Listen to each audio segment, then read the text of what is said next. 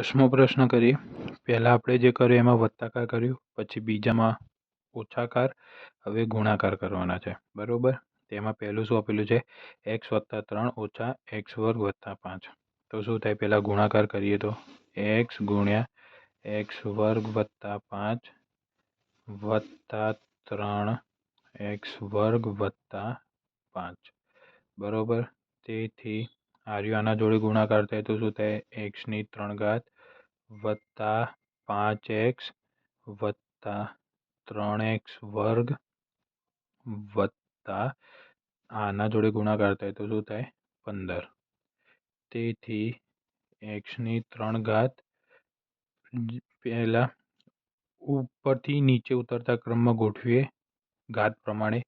3x², હવે એક ઘાતવાળું આવશે તો 5x + 15.